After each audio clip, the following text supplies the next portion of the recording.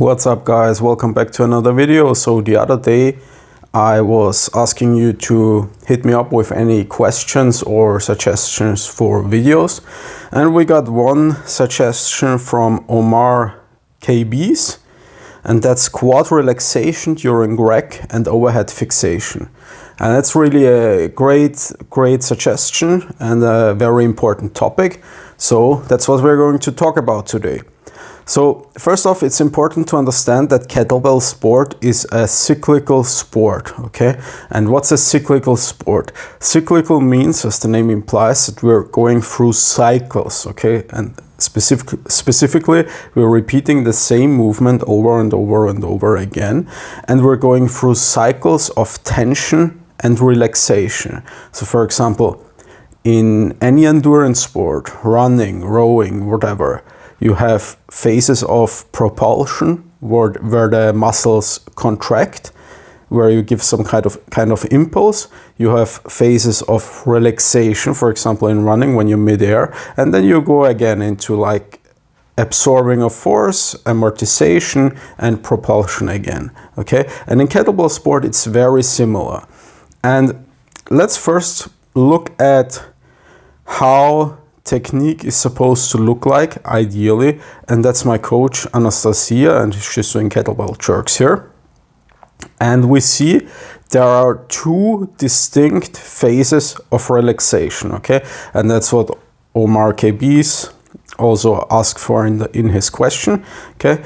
We have one phase of relaxation in rec position. That means when the bell's on your chest, and the other phase of relaxation is top fixation, or with the bells overhead. And let's talk about the latter first, okay? So, because it's a little bit easier. So, the thing is, you see, as Anastasia is stopping the bells in top fixation, the quads visibly relax, and that would be the same for rec position ideally, okay? But how do we see that the quads relax? Usually we see a distinct wobble of the quad muscles. So the muscles clearly switch off, okay? And how can we do that? We need to be comfortable in the position. So in overhead fixation, first off, you need to build the requisite range of motion, okay, to get your arms overhead, and also to the stability to hold your arms overhead. So that's a little bit beyond the scope of this video, but I can make a video specifically on that. But the two exercises that have helped me the most build that range of motion are shoulder dislocations. Okay, I always do them in my warm-up. So basically rotation with like a broomstick or something, and dead hangs. And I do, like I mentioned in a previous video, I do them almost every day, and I just hang from the pull-up bar for 1 minute. But basically any type of overhead, like mobility work, where you work on the flexibility of your shoulders and your thoracic spine, is going to help. And then you also want to, once you've unlocked that range, build the comfortability and the stability in that range. And you best do that by holding fixation for a bit when you're working with kettlebells, and also you can do fixation holds, okay? So with one kettlebell, with two kettlebells, don't really have to go over 1 minute, 15 seconds, 30 seconds, 1 minute is more than enough, and just do it regularly to really get comfortable in that position. And then when you're doing your set, as you fixate the bells, to make sure your quads have time to switch off, and also to make sure you're doing competition legal reps, ideally you take one full breathing cycle in fixation. So fixate, arms overhead,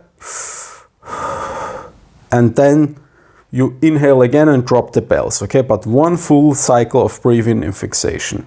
And that's really all there is to quad relaxation and top fixation. Number one, build the range and the stability. Number two, make sure to like visibly pause, switch off the quads so you get that distinct wobble, and you should be able to see that on video, and take one full breathing cycle in top fixation.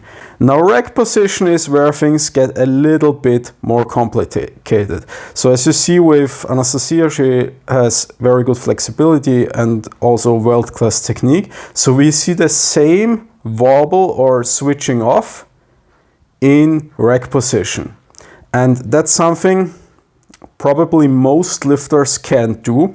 We're going to talk about why that is, what the causes, how we can potentially fix that, and workarounds if we don't manage to fix it completely. So first, let's look at the correct rack position. So as you see, ideally the legs would be completely straight, because again, you're supporting the weight on your structure, on your bones, basically on your skeleton, and your muscles, your quads can relax, and that means you can get blood to them and actually clear waste products and get real relaxation.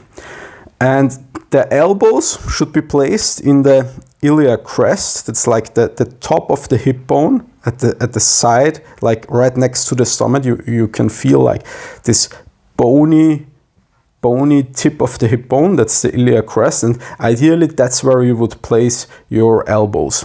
And if you can't get your elbows down to the hip bone, it has to do with your leverages, with the length of your arms, and also with your thoracic mobility. So if you would include something like Jefferson curls, right, that would be helpful to get more thoracic flexion and get the elbows more down.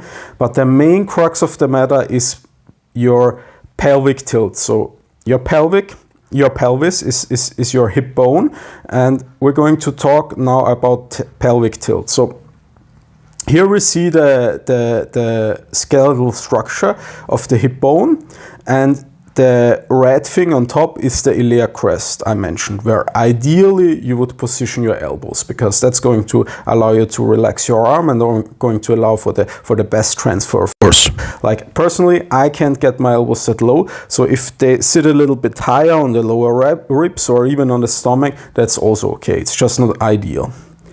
Now, we're going to talk about relaxing the quads, and for that we have to talk about pelvic tilt. And pelvic tilt basically means the position of your pelvis. So there's a neutral position anatomically, we see that on the right, and there's something called anterior pelvic tilt, and that's basically, you could call it Instagram posture, right? So when you're sticking your butt out, and that's very, very common in a lot of the population.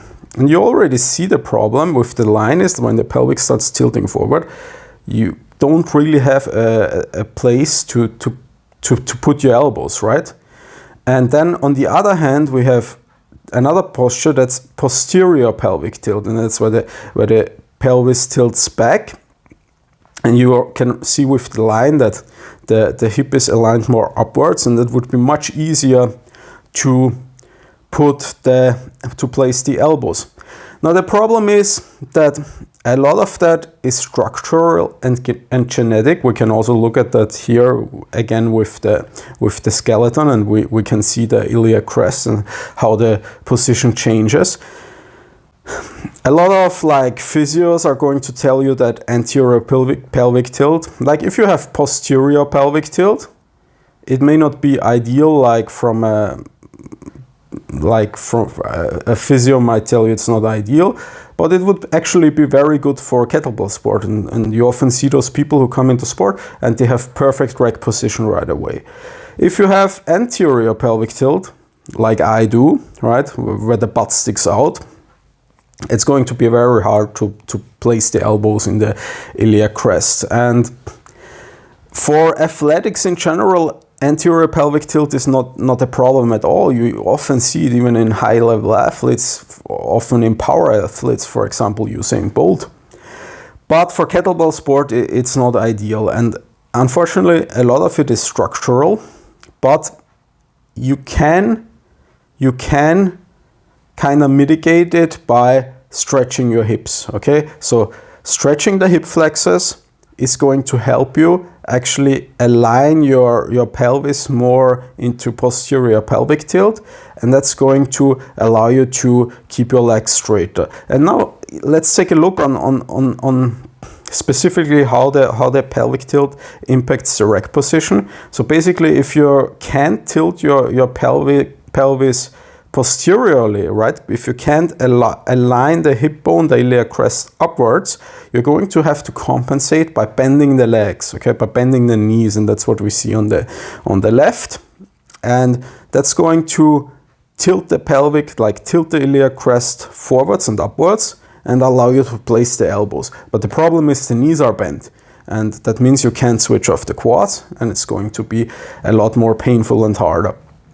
Now, there is a possibility that you're never going to get to ideal rack position if you're not built for it. Like, I don't know if I'm ever going to get there, but one thing I can tell you is stretching the hips helps in any case. So I started stretching the hips, and even though my legs are still not straight in rack position, my quads still fatigue less, and it's logical if you think about it, because even if you don't get the legs completely straight, if you get just a tiny bit more range and they are just not as bent and just a little bit straighter, it's like a more mechanically advantageous position, right? Even if it's just, okay, maybe they're not completely straight, but if you go from like here to here, okay, they are still under tension, but the position is mechanically stronger and you're going to use less effort in rack position.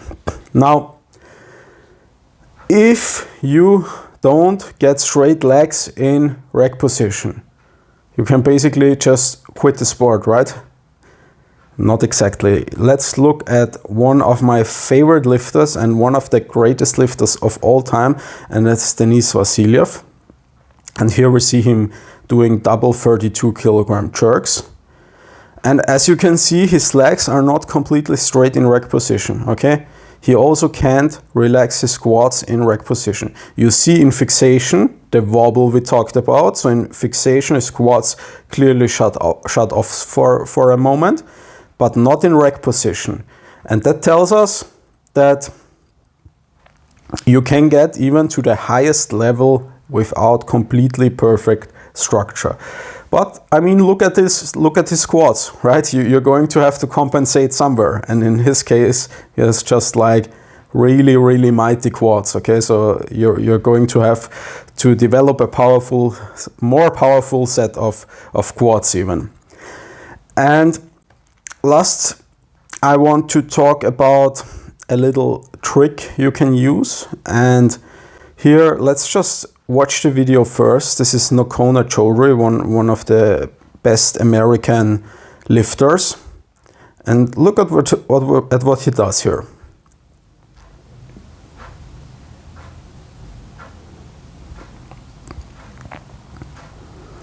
So basically what he's doing is, before his rep, even though his structure isn't perfect, he can't really get like the perfect rack position.